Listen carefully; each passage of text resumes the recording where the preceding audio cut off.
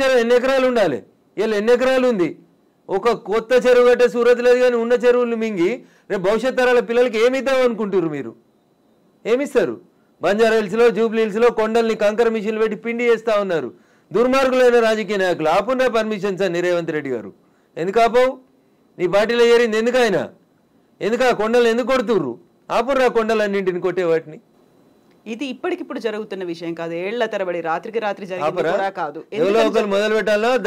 ఎందుకు జరగలేదు? ఎవరో ఒకరు, అరే ఇంతకాలం నువ్వు గడ్డి తిన్నావు, ఇలానే అన్నం తింటున్నావు, it is wrong in it.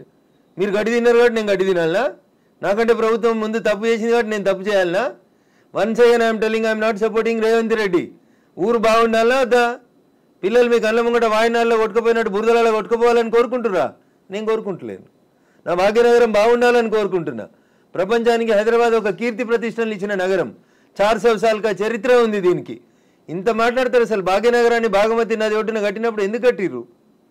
అప్పుడు ఏమైనా వరదలు రాలేదా? మూసీకి వరదలు రాలేదా? అప్పుడు ఏం తెలుసా హైదరాబాద్ చరిత్ర వీళ్ళకి మాట్లాడేటోళ్ళకి? ఈ ముఖ్యమంత్రి వచ్చి మూసీ ప్రక్షాళన అంటాడు, ఆ ముఖ్యమంత్రి వచ్చి కాళేశ్వరం అంటాడు, ఈయన 1,00,000 కోట్లు అంటాడు, ఆయన 1,00,000 కోట్లు అంటాడు. నేను వాళ్ళ కమిషన్ల కోసం మాట్లాడతలేను. నేను మల్లారెడ్డి గారు కడితే గులగొట్టుర్రి, పల్లారాజేశ్వరరెడ్డి గారు కడితే గులగొట్టుర్రి, నాగార్జున గారు గులగొడితే నేను కదా అందరికంటే ముందు మాట్లాడింది. కోర్టు స్టే ఇచ్చిందంటే ఎట్లా ఇస్తుంది కోర్టు అని అడిగిన. బరాబర్ అడుగుతా నేను. పొద్దున 6 గంటలకు కూలగొట్టుడు మొదలు పెడితే మధ్యాహ్నం లంచ్ మోషన్ అయింది, 3 గంటలకు స్టే అయింది. అది స్టే అని మీడియా మిత్రులు తప్పు రిప్రజెంట్ చేసిర్రు. స్టేటస్కో ఇచ్చింది, అది కూడా కరెక్ట్ కాదంటే నేను జడ్జి గారి ముందు కూడా ఇట్లే వాదిస్తా. నేను కూలగొట్టాలి అంటున్నా. 2014లో చెప్పింది అంటున్నా ఆంధ్రప్రదేశ్ ఉమ్మడి హైకోర్టు. ఏమని? ఎన్ కన్వెన్షన్ సర్వే చేయమని చెప్పింది హైకోర్టు. సర్వే చేసి హెచ్ఎండిఏ 2016లో రిపోర్ట్ ఇచ్చింది, అందులో 3.5 ఎకరాల FTL బఫర్ జోన్ ఉందని. 2016 నుంచి ఇలా ఎందుకు కూలగొట్టలేదు అంటున్నా. కోర్టు ఉత్తర్వులను ఎందుకు ఉల్లంఘించారు? ఏం జరిగింది అనుకుంటున్నారు మీరు? ఏం జరుగుతుంది? వాళ్ళ కోడలు బ్రాండ్ అంబాసిడర్ అయింది చేనేతకి. ఆమెకి చేనేత తెలియదు, చీర తెలియదు. ఆమె తెచ్చి బ్రాండ్ అంబాసిడర్ చేసారు. ఆ సంబంధాలు ఏం సంబంధాలు వాళ్ళు చెప్పాలి, అప్పుడున్న వాళ్ళు చెప్పాలి. నాకేం తెలుస్తుంది? వాళ్ళకి ఆ రంగుల లోకంతో ఉన్న రక్త సంబంధం ఏందో వాళ్ళు చెప్తే బాగుంటుంది. నాన్నోరు ఎందుకు ఖరాబ్ చేస్తారు?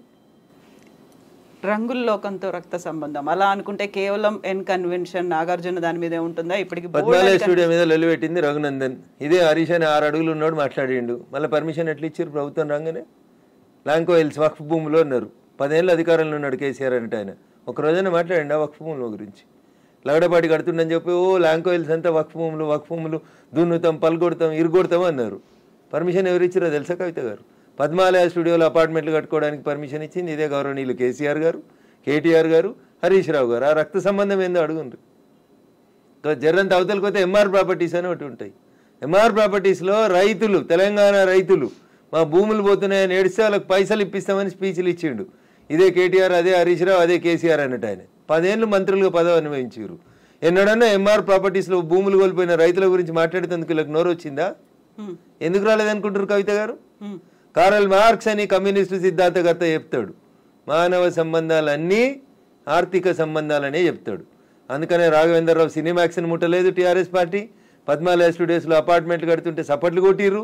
MR ప్రాపర్టీలో తెలంగాణ రైతులు మునిగిపోతే నోరు మూసుకున్నారు. నాలంటాడు ఎవడో మాట్లాడాలి కాబట్టి మాట్లాడడం మొదలు పెడతా ఉన్నాం. I stand for the poor only.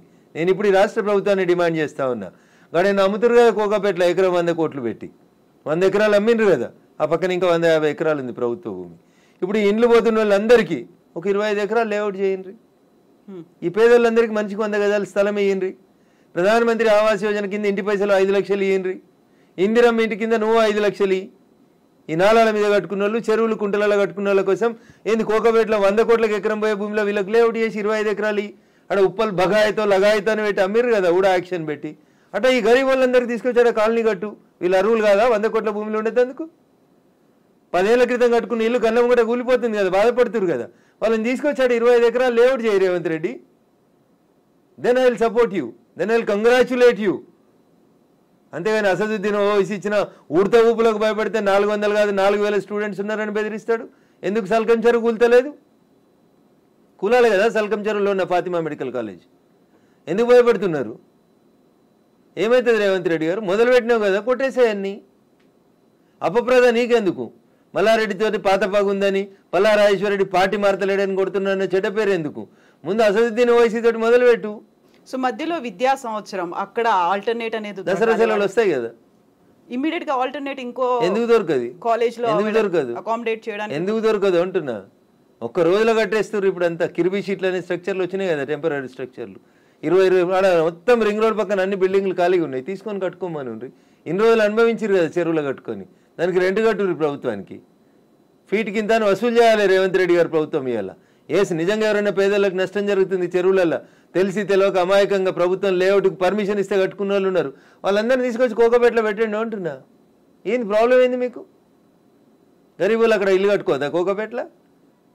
కట్టుకొని 100 గజాలు, 100 కాకపోతే 150 గజాలు, ఇంకా 150 ఎకరాలు ఉంది కదా ఆడ. నిజంగా నీకు హైదరాబాద్ శుద్ధి చేయడమే నీ లక్ష్యం అయితే రేవంత్ రెడ్డి గారు, కోకపేటలో ఉన్న 150 ఎకరాలలో ఎన్ని ఇళ్ళు పోతున్నాయో ఐడెంటిఫై చేయి, అందరికీ మంచికి 100 గజాలకు పట్టాలి, అప్పుడు ప్రజల్ని నర్శిస్తారు. ఇప్పుడు జీవో 111 కాదు, అంతకుముందు వాల్టా యాక్ట్లు ఇవన్నీ కూడా వచ్చాయి మన వాటర్ బాడీస్ని ప్రొటెక్ట్ చేసుకో. నాకంటే ముందున్న వాళ్ళు ప్రతి ఒక్కరు తప్పు చేసిండని ఇప్పుడు నన్ను తప్పు ఏమని అడిగే అధికారం మీకు? అంటే ముందు నుంచి ఎందుకని ఫోకస్ పెట్టలేకపోయారు? ప్రెషర్స్ ఏమున్నాయి? ఎవరికి భయపడ్డారని మీరు? రాజకీయ నాయకులకి, రియాల్టర్లకి, వాళ్ళు ఇచ్చే పైసలకి. ఇంతకంటే ఎక్కువ ఏముంటుంది తల్లి? కట్టే కొట్టే తెచ్చిమంటే ఇంతే. రాజకీయ నాయకులకి ఎవరో ఫైనాన్స్ చేసేటోళ్ళు, ఫండ్ ఇచ్చేటోళ్ళు, ఎవరో ఒక బిల్డర్ ఉండి అన్న నేను ఈ చెరువు పక్కన జరంత మట్టి వచ్చి అమ్ముకుంటా అంటే అమ్ముకోమంటాడు, చూసి చూడనట్టు పొమ్మంటాడు, అయిపోతుంది. అది 1 పోయి 2 అవుతుంది, 2 పోయి 3 అవుతుంది. అట్లా వాడు పోసిండని వీడు పోసి, వీడు పోసిండని ఇంకోటి పోసి. సో ఇప్పుడు మనకి వానలు, వరదలు, ఇవి మునిగిపోవడాలు ఇలాంటివన్నీ ప్రతిసారి వచ్చినట్టే. ఇదంతా ఎకలాజికల్ ఇంబ్యాలెన్స్. ఎగ్జాక్ట్లీ, ఇదంతా ఎకలాజికల్ ఇంబ్యాలెన్స్. ప్రకృతిని కాపాడండి, పర్యావరణాన్ని ప్రేమించండి. లేకపోతే ఇప్పుడు మంచినీళ్ళు తాగమంటే బాటిల్ పెట్టినట్టు రేపు ఆక్సిజన్ సిలిండర్లు జబ్బ మీద వేసుకొని మీ మన్మరాలు తిరగాల్సిన దుస్థితికి పోతారు మీరు. ఆ పరిస్థితి రాకుండా కాపాడండి అంటున్నా. ఎగ్జాక్ట్లీ. సో కోర్టు నోటీసులు, స్టేలు, ఆ తర్వాత స్టేటస్ కో మెయింటెనెన్స్లు ఇవన్నీ కూడా అంటే ప్రతిదీ ఏది టచ్ చేద్దామన్నా మళ్ళీ కోర్టుతో లింక్ అయి ఉంది కాబట్టి ఇది కూడా ఎక్కువ కాలం నిలవదేమో హైడ్రా అనేది కూడా వినిపిస్తుంది. యాజ్ అడ్వకేట్ మీరేం చెప్తారు అసలు? సో నేనేమంటున్నా, శుభం గోర్ర పెళ్లి కొడుకు అంటే ఏదో అన్నాడంటే అట్లున్నది మా కవిత ఆలోచన. ఎందుకు కోర్టు ముందు నుంచి అనేది అదే కదా, కవిత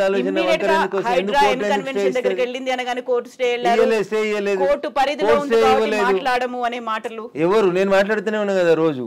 నో, మీరనట్లేదు, ఆక్యుపై చేసుకున్న వాళ్ళ దగ్గర నుంచి వచ్చే సమాధానం అదే, కోర్టు పరిధిలో ఉంది కాబట్టి. తప్పించుకునే ప్రయత్నం తప్ప ఏముంటది? దొంగకు తేలుగుడితే ఏం చేస్తాడు? తేలుగుట్టిందని చెప్తాడా? అప్పటికి నోరు మూసుకొని పోతాడు. గట్లే ఉంటుంది. ఏం స్టే ఉంది? స్టే ఉంది అని ట్వీట్ చేసి ఏడ స్టే ఉంది? ఏ కోర్టులో స్టే ఉంది? ఏంది స్టే? స్టేలు సంవత్సరాలు ఉండొద్దని ఇదే సుప్రీంకోర్టు చెప్పింది అంటున్నా. మా గౌరవ న్యాయమూర్తులు అట్లా సంవత్సరాలు స్టే ఇయ్యరు. స్టే ఈజ్ టెంపరరీ అంతే. 15 రోజులు, నెల, 2 నెలలు, 3 నెలలు అంతే. స్టే ఏంది? 2014లో ఎన్కన్వెన్షన్ సర్వే చేయమని 2024 దాకా స్టే ఇచ్చిరా? ఏ కోర్టు ఇచ్చిందో చూపెట్టురు నాకు. మీ అంత చదువుకోకపోవచ్చు కానీ నాకు స్టే అంటే ఏందో అర్థం తెలుసు, జర చూపెట్టుర్రి.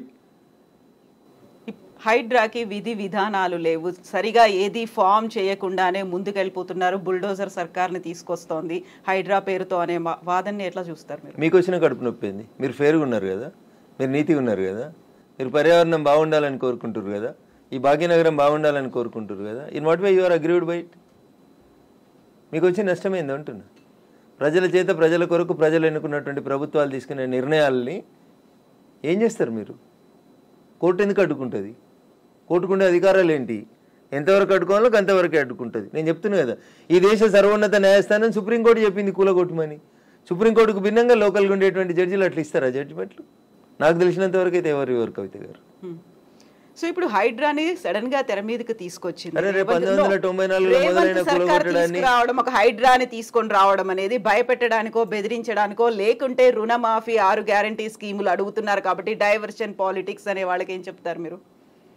నేనంటున్నా, రుణమాఫీ చేయాల్సిందే, ఇచ్చిన 6 హామీలను అమలు చేయాల్సిందే. రైతులకు చెప్పినటువంటి రుణమాఫీ, యువతకు చెప్పిన డిక్లరేషన్, మహిళలకు ఇచ్చినటువంటి మహిళా డిక్లరేషన్ అన్నీ చేయాల్సిందే. అవి చేసి ఇది వదిలేద్దామా? అవి చేయాల్సిందే, ఇవి చేయాల్సిందే. ఇది చేయమని చెప్పురు, అది చేయమని లొల్లి పెడతాం. మేము లొల్లి పెడుతూనే ఉన్నాం కదా. బీజేపీ ప్రశ్నిస్తున్న, బీజేపీ పేరిట ప్రశ్నిస్తున్న తెలంగాణ పేరిట మేమంతా నడుపుతూనే ఉన్నాం కదా. రైతన్నల రుణమాఫీ కోసం మాట్లాడితే హైడ్రా గురించి మాట్లాడొద్దా?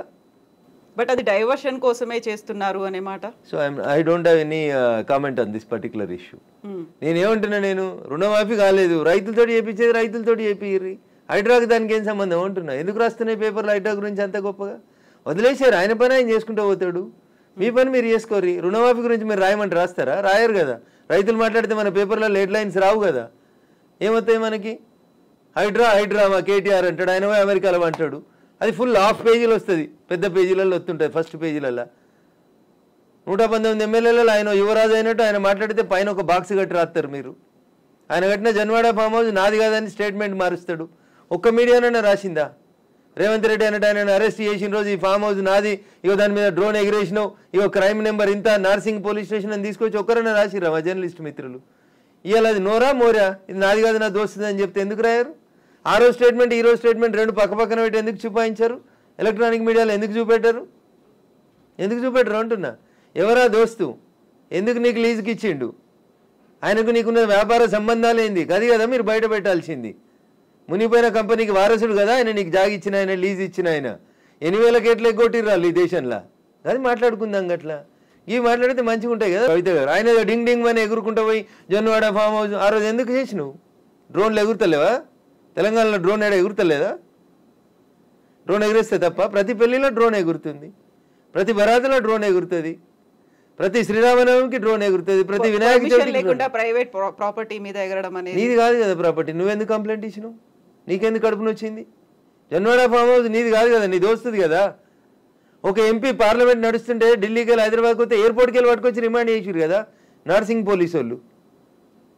అప్పుడు ఎందుకు చేసినావు? నీది కాని ఫామ్ హౌస్లో, నీ దోస్తు ఫామ్ హౌస్లో ఎవరు నీ దోస్తు పేరు చెప్పు, ఆయనకు ఆస్తి ఎక్కడిదో చెప్పు, ఏ కంపెనీ పెట్టి షేర్లు ముంచిరో చెప్పు, ఏ కంపెనీ పెట్టి వాళ్ళు నాయన జైలుకి పోయిండో చెప్పు, గవి చెప్పు కదా. వాస్తవాలు జనాలకి తెలియకుండా చేస్తారు కాబట్టి నాలంటోడు మాట్లాడాల్సి వస్తుంది. హైడ్రామా అన్నారు. ఎవరు చేస్తున్నారు హైడ్రామా? అన్నోడు చేస్తున్నాడు అంతే. ఎవడు అన్నోడు పేరు చెప్తాలి, చెప్తావా? వాని చరిత్ర ఏందో చెప్పిపోతే మీరన్నారు ఇప్పుడు హైడ్రామా చేస్తున్నారని. నేను చెప్పలేదు, ఆ పొరపాటున కూడా అనలే. హైడ్రా వాళ్ళ పనులు చేసుకుంటూ పోనీరు అంటున్నా. సల్కం చెరువును గులగొట్టిన రోజు రంగనాథ్ సంగతి అడుగుతాను నేను, రేవంత్ రెడ్డి సంగతి కూడా అడుగుతా. మొదలు పెట్టగానే అడ్డమైంది కాలాల కట్టే పెడతారు అంటున్నా. మల్లారెడ్డి కాలేజీని గులగొట్టకపోతే అడుగుతా నేను. స్టే ఇస్తే కోర్టుకు ఆర్గ్యూ చేస్తా, స్టే వేకెట్ చేయమని ఆర్గ్యూ చేస్తా. తప్పేముంది అందులో? నీతిగా ఉన్నా, నిజాయితీగా ఉన్నా కాబట్టి నిజాయితీ వైపే ఉన్నా, ధర్మం వైపే ఉన్నా, మా పార్టీ గట్టే ఉండమన్నది. గిట్లే మాట్లాడితే గడిదిక్కే ఉంటా. పేదవాళ్ళకు నష్టం అవుతుంది. రేవంత్ రెడ్డి దగ్గరికి పోతాం, లొల్లి చేస్తాం, కూలిపోతున్న వాళ్ళ కోసం అక్కడ లేఅవుట్ 25 ఎకరాలు చేయమని అంటుతాం. అది ధర్మం. అది కడుపు కాలినందుకు నిలబడతా ఖచ్చితంగా. So Raghunandan Rao advocate and రాజకీయ నాయకుడు ఇప్పుడు ఒకవేళ ఏదైనా మాట్లాడాలి అంటే ఊరికే అలా ఆరోపణ చేయకుండా ఆధారాలతో సహా చూపిస్తాడు అనేది. జన్వాడ ఫామ్ హౌస్ కి సంబంధించి మీ దగ్గర అన్ని ఆధారాలు ఉన్నాయా? నేను ఎప్పుడు దాని మీద ఇన్వెస్టిగేషన్ చేయలేదు. నేను ఎందుకని? నేను వ్యక్తిగత జీవితాల్లోకి ఎవరి జీవితాల్లోకి పోవాలనుకోలేదు. సరే, అప్పుడు రేవంత్ రెడ్డి పోయినాడు, ఆయన దగ్గర ఆధారం ఉంటేనే పోయిండని నేను అనుకుంటున్నా. అది వాళ్ళిద్దరికి సంబంధించిన వ్యక్తిగతమైన పంచాయతీగా చేసుకున్నారు వాళ్ళు. Let it be decided. నేను ఇవాళ అడుగుతుంది ఏంటంటే మీకు, జన్వాడ ఫామ్ హౌస్ నాది, నా వ్యక్తిగత జీవితానికి భంగం వాటిల్లింది, మా ఫామ్ హౌస్ మీదకి వచ్చి డ్రోన్ కెమెరా ఎట్లా ఎగిరేస్తారు, ఇవి రఘునందన్ మాట్లాడలే. ఆ రోజున యువరాజు కేటీఆర్ మాట్లాడిండు. మా ప్రైవేట్ ఆస్తులకు వచ్చి డ్రోన్ కెమెరాలు ఎగిరితే కేసు పెట్టమా అని మాట్లాడిండు. ఇవాళ ఫామ్ హౌస్ నాది కాదు అని చెప్పడానికి అది నోరా మోరా అని అడుగుతున్న దానికి సమాధానం చెప్పు. ఏం పెట్టి కడిగిరు? ఫినాయిల్ పెట్టి కడిగిరా? 3 ఏళ్ల కింద రేవంత్ రెడ్డిని డిమాండ్ చేసిన రోజు నీ ఫామ్ హౌస్ ఎట్లయింది? ఇవాళ అది నిబంధనలకు వ్యతిరేకంగా పెట్టిరని గవర్నమెంట్ ఇన్వెస్టిగేషన్ చేస్తే అది నాది కాదు మా దోస్తుది. ఇంత దారుణమైన అబద్ధాలు ఆడితే ఎట్లా? నేను అడిగిన దాంట్లో ఏమైనా తప్పుంటే చెప్పురు కవిత గారు. మీకు డౌట్ ఉంటే నేను ఆ రోజు కేటీఆర్ మాట్లాడిన మాట, ఈ రోజు కేటీఆర్ మాట్లాడిన మాటలు 2 పంపిస్తా. ఈ ఇంటర్వ్యూ మధ్యలో ఆపి అది ప్లే చేయండి, తెలుస్తుంది మీకు. జనాలకు వాస్తవాలు చెప్పుమర్రి. ఎస్. ఇప్పుడు పేదలకి సంబంధించి కూడా వాళ్ళు 30-40 ఏళ్లుగా వాళ్ళు ఆ ప్రాంతంలో ఆశ్రయం పొందుతున్నారు అనుకున్నప్పుడు వాటిని కూడా కూల్చేస్తున్నారు. Not only in Hyderabad, Mahabubnagar కూడా వెళ్ళారు అని బీఆర్ఎస్ లీడర్స్ చూపిస్తున్నారు. ఎవరికైతే ఓటేసి గెలిపించుకున్నారో వాళ్ళు ఇప్పుడు వీళ్ళని పేదలు నిరాశ్రయులు చేస్తున్నారు అనేది. కవిత గారు, దీన్ని 2 పార్శ్వాలుగా చూడండి దయచేసి. హైడ్రా చేస్తున్న పనిని అభినందించుర్రు. చెరువులు, కుంటలు, నాలాలలో కట్టినవి తొలగించుండ్రు. ఒకవేళ అందులో నిజంగా గరీబోడు ఉంటే, ఎంక్రోచ్మెంట్స్ లేవు, పేదోడు బలైండు, అక్కడ ఒక మున్సిపల్ లేఅవుట్ అయింది, ఆ లేఅవుట్ ప్రకారం వాళ్ళు కొనుక్కున్నారు అని అంటే ప్రభుత్వం వాళ్ళకి ప్రత్యామ్నాయ ఏర్పాట్లు చేయాల్సిందే. It is an undisputed issue. మళ్ళీ చెప్తున్నా నేను, 2 రోజుల తర్వాత నేను అదే చెప్తా ఉన్నా మీకు. ఉప్పల్ బగాయితో లగాయితో, నాకు పేరు I'm not remembering or recollecting it proper. Uppal బగాయితులో ఎట్లా ప్లాట్ చేసి అమ్ముకుర్రో, ఇప్పుడు ఉన్నారు కదా రాజపుష్ప ఆయన 100 కోట్లకు ఎకరం రిజిస్ట్రేషన్ ఆపినావు కదా, ఆ 10 ఎకరాల ప్లాట్లు చేసి ఇచ్చేసే వీళ్ళకి. ఆ పక్కన ఇంకా 150 ఎకరాలు ఉంది కవిత గారు, దాంట్లో 25 ఎకరాలు లేఅవుట్ చేయి. ఈ ఇల్లు కోల్పోతున్న వాళ్ళందరికీ అంటున్నా, your the custodian of the peoples money, అంతేగా నువ్వు ఓనరు కాదు కదా. ఇటు ఇల్లు కోల్పోయినా నష్టపోయిన ఆయనకి 100 గజాలు ఇవి అంటున్నా. 100 కోట్లకు ఎకరం ఉన్న భూమిలో 100 గజాలు ఇస్తే you will not feel happy Kavitha గారు?